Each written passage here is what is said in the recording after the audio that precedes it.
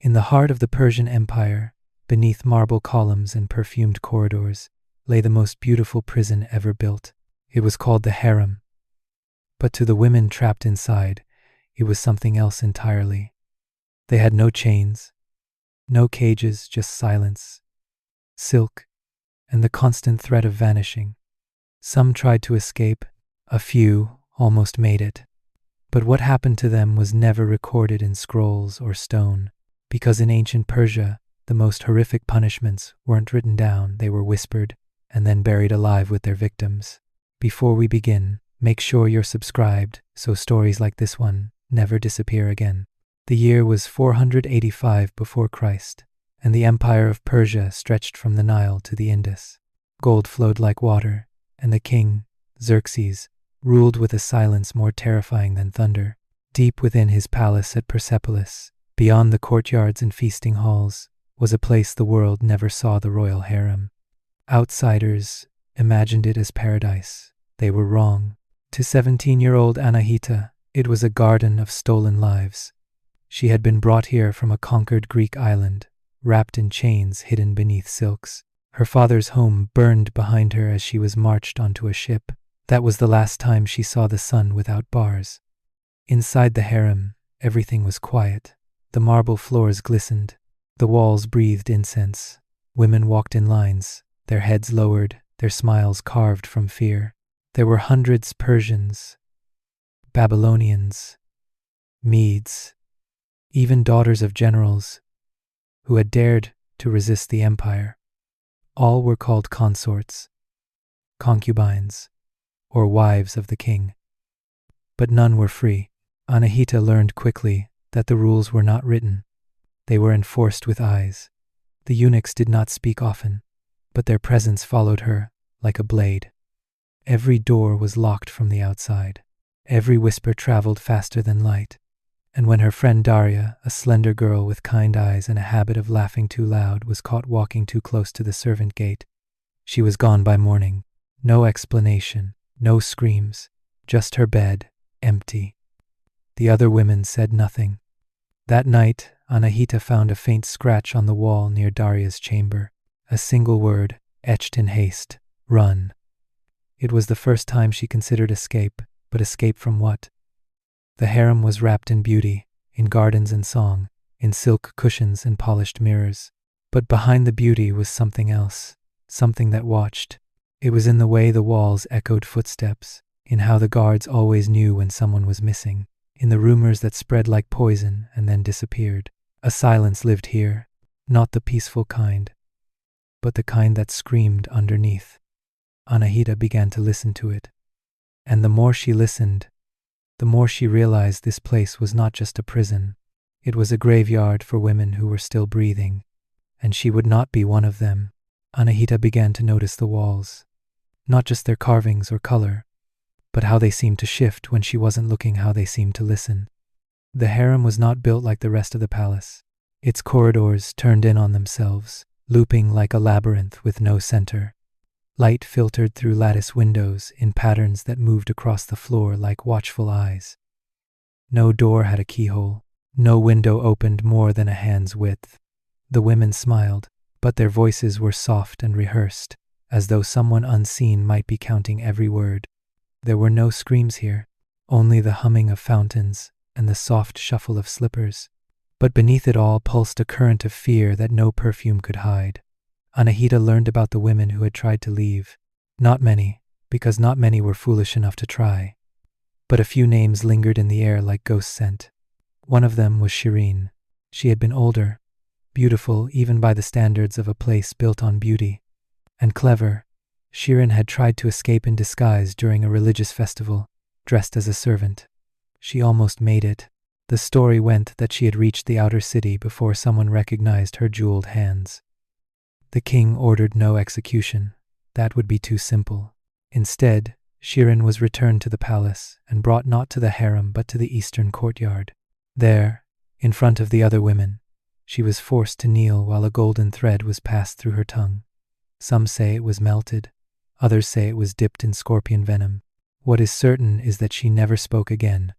Her eyes remained open for weeks afterward, wide and blank like the painted statues that lined the hallways. No one saw her again. The eunuchs denied she ever existed, but Anahita found her name scratched into the underside of a water basin. Another story spoke of a woman named Yasmin, who tried to scale the inner walls using silk veils twisted into a rope. She was discovered hanging from the ledge, her feet barely touching the air. The guards watched her for an hour before cutting her down. She survived, but not whole. They took her sight, not with a knife, but with opium and silence, until her eyes saw nothing, and her mind wandered into corners where no voice could reach. The worst stories were not the loud ones. They were the ones told in gestures, in pauses, in the way women avoided certain hallways after dusk. There were chambers beneath the harem, everyone said, places where light never entered and sound never escaped. No one had seen them. But the walls had, and the walls remembered. Anahita began to write her name on the soles of her sandals, not because she wanted to be remembered, but because she feared being erased. The bathhouse was the only place in the harem where the air felt almost free. Steam curled through marble arches, blurring the faces of women as they washed in silence. It was here, half hidden behind a cracked pillar near the servants' entrance, that Anahita found it a narrow hole, no wider than her shoulders, tucked behind a stack of unused clay jars. She noticed it first by scent. The air coming from it smelled of earth, not incense. She waited until the others left, then returned barefoot, clutching a stolen oil lamp. Crawling inside, she discovered a forgotten tunnel, barely tall enough to kneel in. The walls were damp, carved long ago by hands that no longer existed. Anahita did not smile. She only pressed her hand to the cold stone and whispered the one word no one dared say aloud: freedom. That night, she returned with a copper hairpin, a strip of cloth soaked in olive oil, and half a loaf of bread wrapped in linen. Her heart did not beat faster. It beat slower, as if her body had already accepted whatever came next. But when she reached the tunnel, she froze. There was someone already there. A figure crouched at the edge of the opening, her back tense, her hands shaking. It was Lale, a girl Anahita had spoken to only once. She was no older than 20, with skin like polished bronze and a gaze that had always been too still. Lale turned, startled, but Anahita raised a hand. No words passed between them. They simply crawled together. The tunnel was a test. It narrowed to a point that forced their bodies flat, pressed against gravel and bone. Rats scurried past their arms. Their lamps flickered. Time disappeared. When they emerged, they found themselves beneath a stone grate behind the palace garden wall. On the other side lay the outer court, a place no harem woman had ever seen awake. The gate was close, too close. They made it halfway before the scream came not from them, but from above, a guard on the rooftop. The moment shattered. Lala turned, bolting for the shadows, but hands grabbed her first. Anahita ran. She made it to the edge of the trees, before a blow knocked her to the ground. The world spun. She felt dirt in her mouth, then darkness. When she woke, she was not in her chamber. She was not in the harem at all. She was blindfolded, stripped of her sandals, her wrists bound in silk that burned like rope. No one spoke. No one asked questions. She was not a girl anymore. She was something else now. A lesson, a warning, a body still breathing, about to be turned into a silence no woman could ever break. She did not know how long she was kept in the dark. Time dissolved inside the silence. Her blindfold was never removed, not even to feed her. Hands came and went, brushing her lips with salted broth, wiping her face with damp cloths. She was not beaten, not tortured in the way stories described. It was worse. She was forgotten in motion, kept breathing but erased one nerve at a time. When the cloth was finally pulled from her eyes, the light pierced like a knife. She was no longer in the palace, she remembered. The walls were stone, not marble. The windows were bricked over. A single slit in the ceiling let in a blade of light, which fell onto a polished black floor. This was not a prison cell. It was a performance hall. And she was the performance. A eunuch entered with his face covered. He did not speak. He simply knelt beside her and placed thin silver anklets around her bruised feet. They were weighted. Anahita tried to stand, but the metal bent her posture forward, forcing her to walk with careful, controlled movements. The pain shot through her arches. Still, she moved. That was the point. She was led into the center of the black hall, where torchlight flickered against obsidian walls. A group of men, ambassadors, generals, and priests watched from behind a veiled screen. They did not speak. They did not applaud. They only observed as she was made to move to silent music, her arms lifted in graceful arcs, her legs trembling under the weight of her shackles. Each step was an offering to the king's cruelty. When she faltered, a thin rod tapped her spine. Not to harm, but to remind. Her tongue had not been cut out, but something had been poured into her mouth during the first night, something that burned. Since then, words tasted like fire, and her voice cracked with pain. If she tried to speak above a whisper, she became known among the court as the silent dancer. The king never addressed her. He did not need to. Her body had become the symbol of what happened to those who reached for the edge of his empire and dared to crawl through it. But sometimes, before sleep took her, she would smell a trace of the jasmine oil Lala used to wear, as if a ghost had slipped into the black hall to keep her company. And in the mirror-polished floor, Anahita began to see something else, not herself, but the outline of every woman who had danced before her, every woman who had whispered freedom in the dark. Their movements echoed inside her bones. They had not escaped, but they had not vanished either.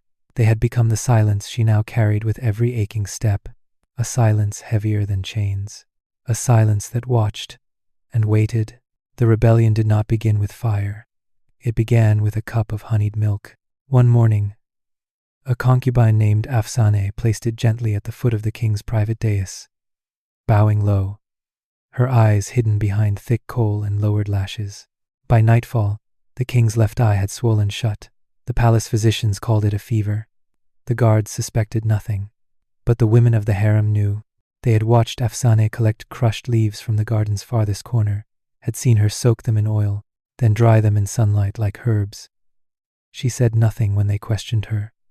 She only smiled, slow, quiet, dangerous. After that, the silence inside the harem began to change. It no longer felt like fear, it felt like something sharpening. Anahita, though she could barely speak, became a shadowed witness to it all. The dancers no longer bowed as low. The servants no longer wept when their daughters were taken to the upper chambers.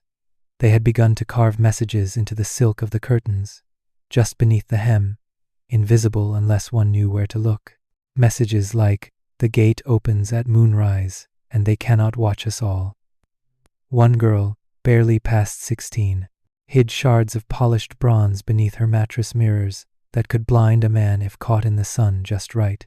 Another stole the scrolls of a visiting priest and buried them behind the fountain, claiming knowledge was more dangerous than poison. Even the eunuchs started to shift. One of them left a small wax tablet near Anahita's chamber. On it, carved with a stylus, was a phrase in Old Persian, "You are not alone." The king responded in kind. He ordered surprise inspections of the women's quarters, demanded constant surveillance, and sent his younger guards to live among them, pretending to be servants.